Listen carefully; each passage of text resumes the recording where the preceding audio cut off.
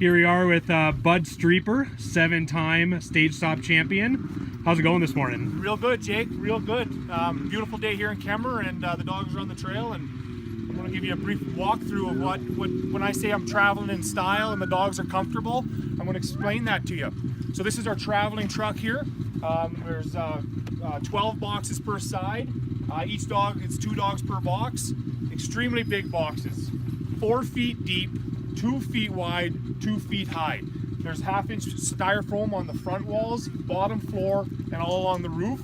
There's a rubber membrane on the top as well to prevent any water damage from the roof. Each of the dog boxes has a removable screen window. If it's really cold out, we can put a half screen in, or if we want to completely close off the box, we can cover it as well. I really think in these hot conditions, it's important for the dog to have a lot of airflow in there. But also, if it does get cold, I can limit the amount of airflow and allow the dog to stay warm and limber for the next day's run. Now, for all the people that aren't too familiar with boxing dogs, letting dogs sleep in a box, how often are you letting these dogs outside during, a 24-hour period? We're on a routine schedule, and the day they go on this truck, mid-December, till the 1st of April, they're on a religious schedule, and that's how I've developed the trust and the relationship that I have with these dogs. These dogs can trust me that I'm going to come out at 7 o'clock every morning and water. 90 minutes later, to the minute, these dogs are back on the ground for a free drop and a play to pee, to have a bathroom break. 2 hours later at 11, usually we run around 1 o'clock. We do another drop at 3:30, feedings at 5. 2 hours after feeding, 7 o'clock, they come back out, they do play, and then our last one's at 10 o'clock at night. So anywhere from 7 to 8 drops per day. So these guys are clearly getting outside more than most humans do outside of their house. Certainly, and we're not talking tying along the truck. When we let these dogs loose, there's 45 to 50 dogs running around playing and limbering up and enjoying themselves. Now, you guys are probably one of the teams that's on the road the most. You definitely go circuit to circuit racing.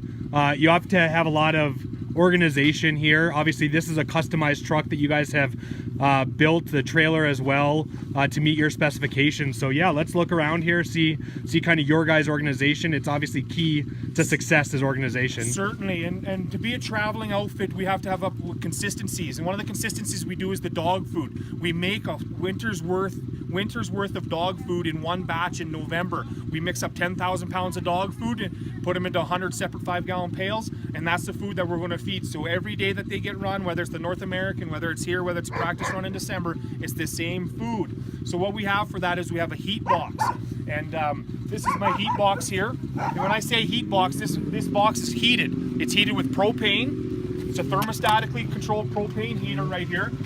It's kept at 70 degrees Fahrenheit or 20 degrees Celsius. And when I actually get closer to a hotel or anywhere there's power, I plug into the truck to keep the block heater warm. And there's actually an override space heater here that's set to 1 degree more, so it saves on the propane. And that, with this insulated box, you can see the 1.5-inch styrofoam insulation around here. I can be traveling down the road at minus 30 Celsius, minus 20 Fahrenheit, and it'll keep it 70 degrees in there. The propane just wired in down below here.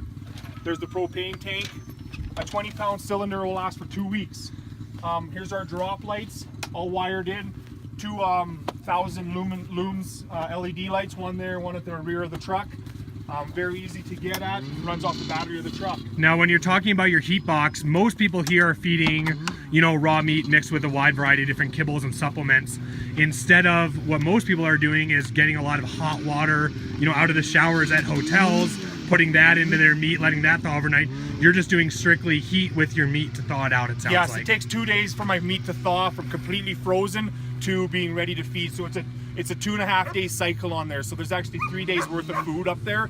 And once it's thawed, it goes in there, and really it's beautiful. It's as red as the day I froze it, and it's really palatable for the dogs. And actually I was a couple of the handlers here, and I take a lot of respect for the handlers because they can see all the teams, and a couple of them said, Bud, your dogs kept really good weight, great job. And I take a lot of pride in that the dogs stayed eating, keep good weight, and one of the reasons is the comfort of the truck.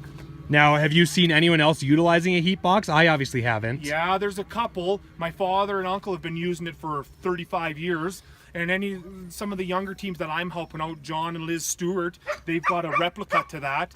And there's a few others that do a similar style. The propane is very nice for traveling. A lot of people do a space heater that they can just do at the hotel when you're parked. But when we're traveling long distances, we have to have a propane. Now, obviously, being on the road for so long, using that heat so you don't need to go inside, get the water every time like that is a big thing. But also keeping your meat cold, especially on a day like today, that's probably going to get up to about 40 degrees. What do you do to keep your meat frozen, bacteria-free, and as good as the day you did it? Great question. And we've always been looking for ways to improve. And actually, Terry developed the mixed dog food.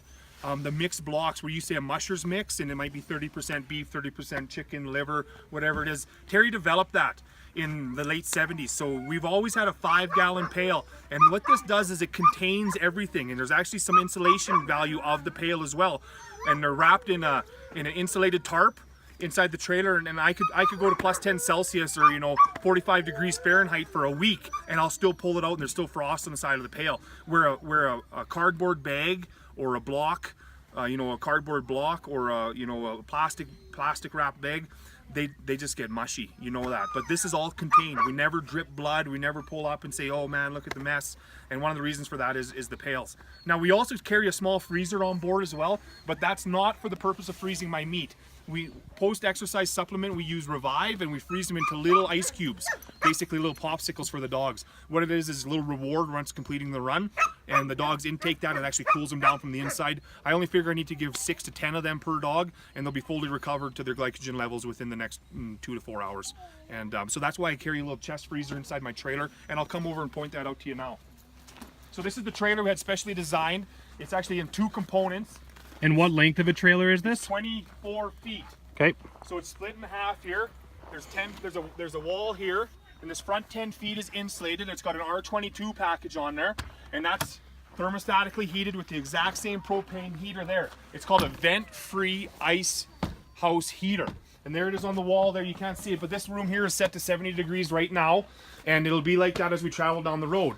So what's this room is great for, if you can see all them little hooks, I probably got 55 little hooks in the roof. Those are great for doing harnesses, cleaning, drying boots, hanging gang lines. But the best part of this trailer here is my waxing setup, as I can wax the runners. Everything's set up. I have my waxing station there. It just stays set up. And I'll be waxing a set of runners while Lena's on the trail today. And it's very easy with minimizing the steps. I mean, most people wax, most sprint mushers and stage race mushers wax, but they have to manually take in a table inside, do the steps of bolting the vices to the table, pack everything up, sweep the floor. Here it's all self-contained. So that's a little bit extra time that I can spend with the dogs and get them the rest and get them more comfortable. So even though it sounds like a lot of people obviously follow Iditarod and the Yukon Quest and see just how little amount of sleep people get out there. Obviously here, stage racing, you guys being one of the speedier teams, you're only out on the trail for about 3.5 hours, but it's all these other little steps that allow you guys to be well rested and giving your dogs the best possible care as well, it seems like. And I was saying that the other day. Rest for us isn't just sleeping. Rest is being comfortable in the truck. Not bouncing around town looking for some dog food or whatnot. All of us, we're all self-contained, so the rest is a very key component. So a lot of these events, after I leave here and we get to the hotel, this truck stays parked entirely until the next day, and that's in a perfect scenario. And after being here many times, just like yourself, Jake, you learn your little secret spots out there in the Iditarod where you got a good place to go. I have drop spots all around Canada, North America, and everywhere we travel. Back here 2 miles, there's a beautiful drop spot. It was the former staging area for this race up until 2 years ago.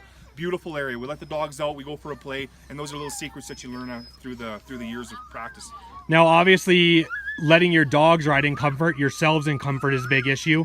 You're pulling out sleds, putting back sleds every day. How are you traveling with your sleds? I know you guys all run Danlers, which are collapsible, but how are you best traveling with your Danlers here? I like to fold them up. I've run with them on the roof before, but you're a little susceptible to the weather, the wind, and the snow and the rain. Now we fold them up. I really wished it wasn't such a wet road coming in here, because this is about as dirty as I allow my truck to get. We did see you at the car wash the other day, getting a good wax on it. This race, 4 times I've been through the car wash. Anyway, so this is the rear of the trailer, and like you said, Jake, we do fold up the sleds. We travel with a snow machine, and this is my insulated area right here with the tarp.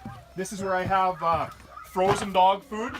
And then up here is my excess frozen dog food. Right now that's holding my Genesis, my Revive, my Firmastool, and all my supplements from 10 Squared. My Red Paw's in there. Here's my sleds. Here's my extra sled. It'll fold it up.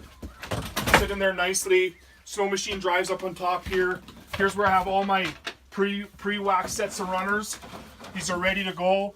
That one's R7 or LF7. That's LF6, 5. You know, I have all my days that I need in case I need a certain set. Dog jacket, straw, everything you need to travel down the road in comfort. Well, Parkas and coveralls. well, excellent. Thank you very much for the time taking us through your truck and trailer. Definitely something everyone can strive toward, both the organization and we all know that everyone lets their dogs ride in comfort, but you guys might be at a little bit different level. So thank you very much, and hopefully some people can learn some stuff from you.